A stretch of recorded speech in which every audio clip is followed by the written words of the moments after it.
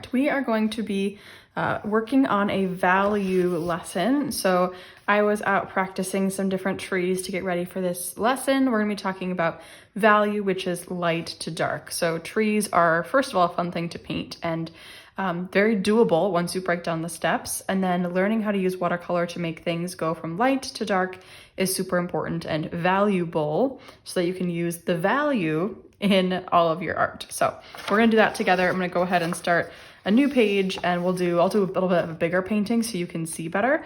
But first I like to sketch out my tree because that helps me kind of plan where my shadows and things are gonna be. So for this tree, I'm gonna sketch just kind of a basic trunk. We can always change what happens later. And then I like to give my tree some clumps. So I'm gonna give it 3 sort of clumps that we'll be painting with. So I'm gonna draw kind of just some wiggly, bumpy areas. These are just suggestions for where I want those different clumps to go. And then this one's kind of the closest to us. I'll have another one that's a little bit taller. It's good to change kind of the height of them. Comes kind of over here, and maybe another one kind of in the back. So I got my 3 clumps of tree branches. Maybe there's gonna be another kind of tree branch sticking off to go into those. I don't need to plan any more than this. This is just our guidelines to get started, and we can always change and add more as we go. Now, we're talking about value. So first we're gonna do a little bit, I'm gonna show you a little bit of exercise of value. So with watercolor paint, the lighter the color, the more water you need to use. So if I have a lot of water and a little bit of color, it's a very light value. You can barely see it. If I want it to be darker, then I need more paint on my brush and less water. Now I can continue to do that, and I can keep making my color more and more saturated, but just making the color brighter won't actually create shadows. So we have a few options. Sometimes you might think of a shadow means you add black, you add dark. That can work, but actually we just want to neutralize our green to make it darker, which means we mix it with a complementary color. When you mix complementary colors, they make brown. So the complementary color of green is red. So what I could do is I could mix some red to make this a darker color. Now, sometimes that can get darker or more brown than you want it to. So I'm gonna start, there's some green. And if I add a little bit of red to it, wow, okay, that turned instantly brown. So I don't actually want to use brown. So if I'm adding the complementary color, I really don't need much of it. So I'm gonna go back in and add some more green just to make sure that it still is a green. And now you can see that that green looks darker because it is more neutralized. What I tend to do when I'm making a neutral or a shadow is instead of mixing the complementary color, I just mix brown because brown is what would happen if I mixed equal parts of the complementary colors. So equal part red and green, mix brown as we saw.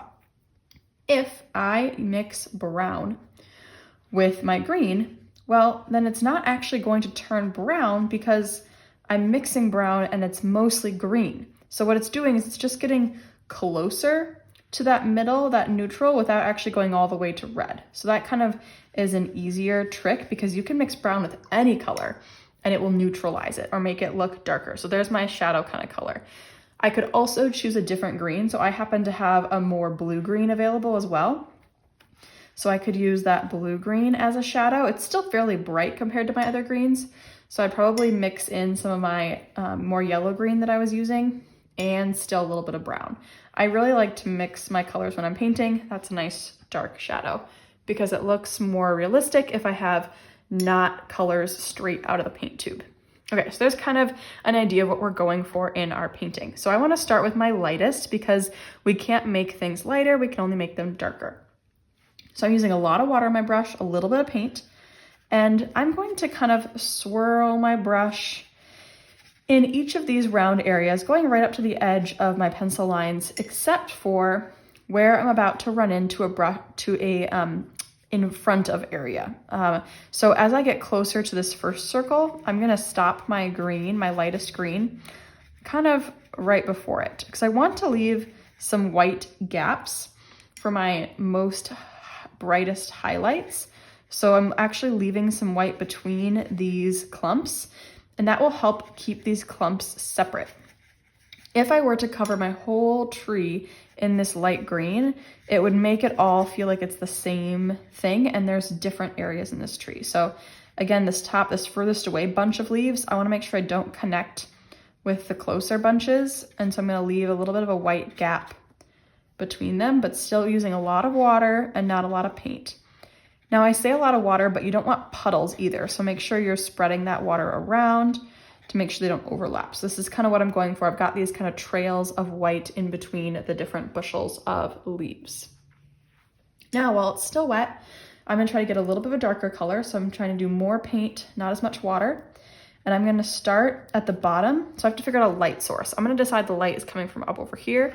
So the bottom right of each of my tree branches, tree bushy areas, is gonna have some shadow. Now it doesn't have to be perfect. I'm gonna kind of dab it. Since the paper is wet, this shadowy area is going to bleed and spread around on its own. I'm gonna come almost all the way up to the top, but leaving lots of light area left. So look how it's mostly light and it gets darker and darker. So down here, I'm not really leaving any of that light green. And then at the top, I'm trying to leave some more of it open so it looks brighter up there. So while it's still wet, you gotta move a little bit quickly with watercolor because as it starts to dry, it leaves a different edge to it and we want to keep that soft edge. So I'm gonna move fairly quickly. Again, keeping that dark right along the bottom, kind of towards the right, and then letting there be more of that light green show through at the top. If my paint has dried already, so like this is dried already, I'm gonna have some hard edges. That'll be okay. With leaves, we're probably gonna have some hard edges at the end anyways, but we do wanna pay attention to when it's dry and when it's wet so we know what we are adding. Okay, I'm gonna move darker still. So I'm gonna use most of that first green, but I'm gonna add a little bit of brown with it to start to neutralize it. So I'm gonna go into one of my browns, mix it in. I've got a more neutralized brown, or not neutralized, a neutralized green by adding brown. And I'm gonna do the same thing. I'm starting in that bottom right corner and I'm moving it towards the opposite side, but I'm letting those light areas show through.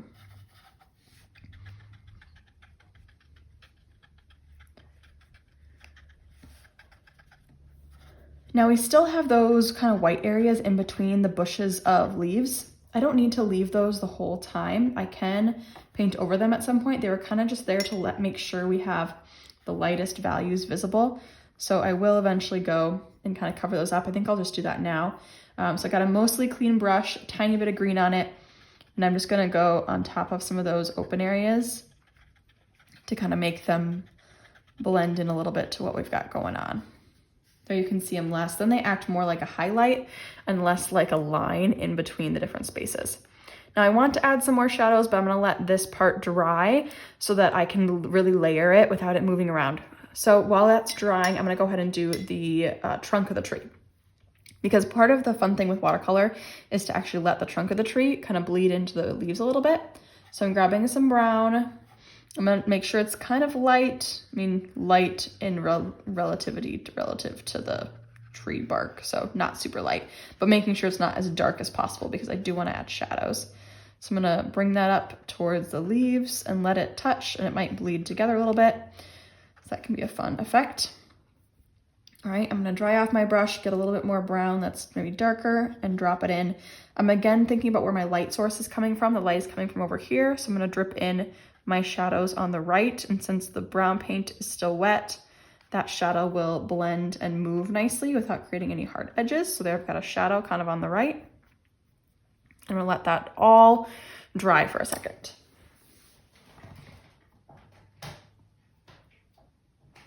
If you want to speed up your drying process, you can use a hairdryer or a heat gun. I use my hairdryer.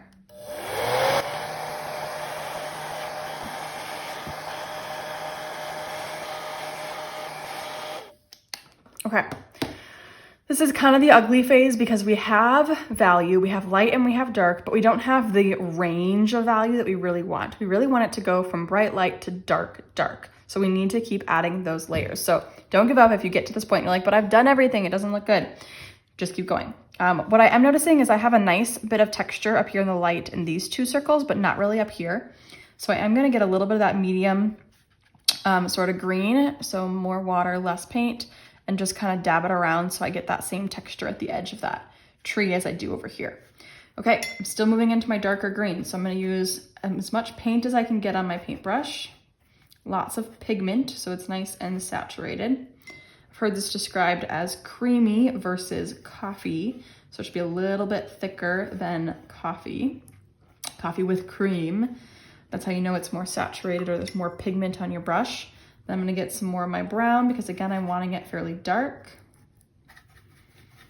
Okay, that's feeling nice and dark. So I'm gonna start at the bottom. Now that I'm doing wet on dry, it is going to have a harsh edge. So I'm gonna try to be a little bit more loosey-goosey with it and kind of dabbing and turning my brush different angles so different things kind of happen. But I'm sticking in that one area. I'm also, as my paint leaves my brush is naturally drying out as I'm going towards the light side. So that's actually gonna benefit me when it comes to the change in value. That's another reason why it's important to start where you want it darkest, because when you first touch the paper, you have the most amount of paint on your brush, and that is when it will be the darkest. And that way it slowly lightens up as you get further out. Already look how much better this spot looks because we have light, light, and dark, dark. Watercolors always dry lighter than we expect, than what they look like when we put them on. So we're probably still gonna have to do a darker layer. It just takes layers, but it's at least a good start. Okay, way too much brown. Get a little more green. It's getting quite dark, which is good. Okay, I'm gonna do my other little circle over here, starting where it's darkest. Kind of, again, changing the direction my brush goes, kind of looking for different textures that I can create, making sure there's kind of a shadow above where the tree branch is, and leaving room for those light spots. I can even dry my brush off. That will take a lot of the pigment out to make sure I'm in control of how much value variation I get. Okay. If it's too dark, what I just did is I dried my brush and I'm lifting off some of the dark spots, and then I can go and add them where I want them. So I wanted them a little bit further away from that top right. Okay, time for that last circle of our tree.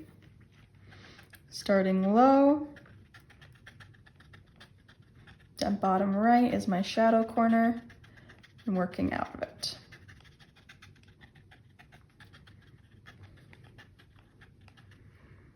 Okay, I'm gonna let that dry and we're gonna add a few more layers to our tree trunk to again show value, get it darker and darker.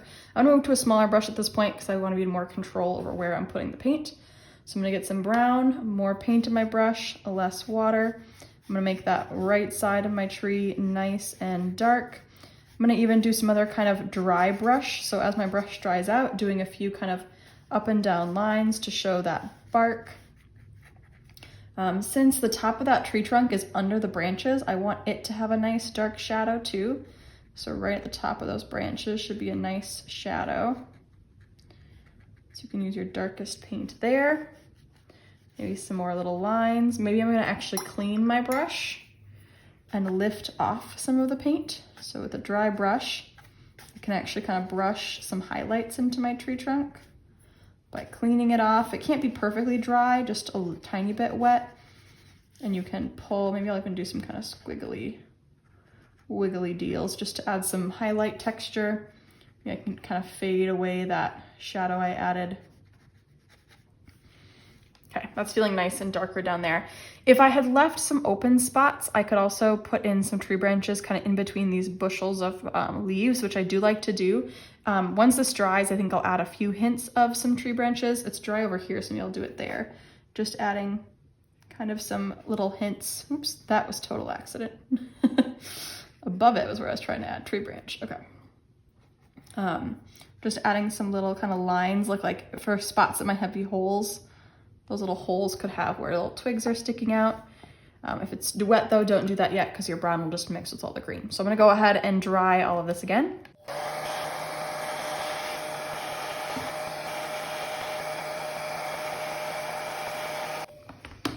Okay, now I could add a little bit more shadow. I think I'm pretty much there.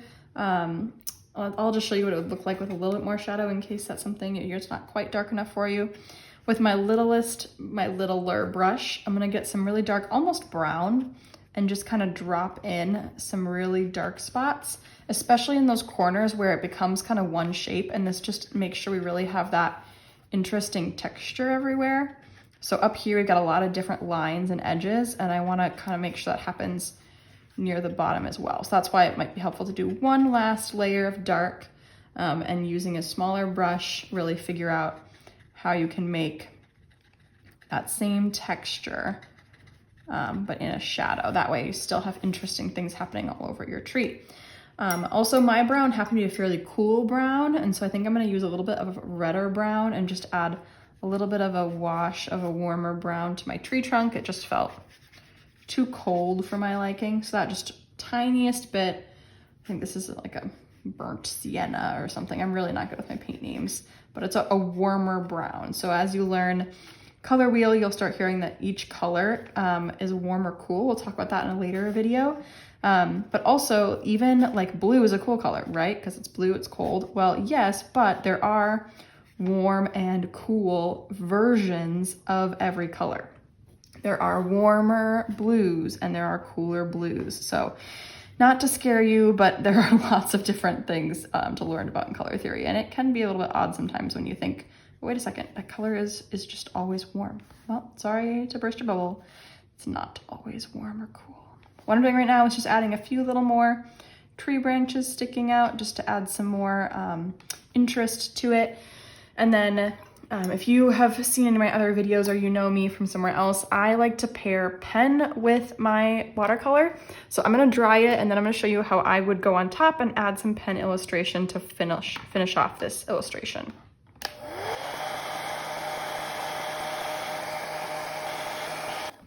Okay, for pen, I'm using a Micron pen. They're a really nice felt tip. They're archival, they're waterproof, so I could actually use this first. But when I'm doing something like a tree and the watercolor is going to decide where there's dark and light, I like to do the watercolor first and use pen afterwards, because then I don't have to stay within my pen lines as much.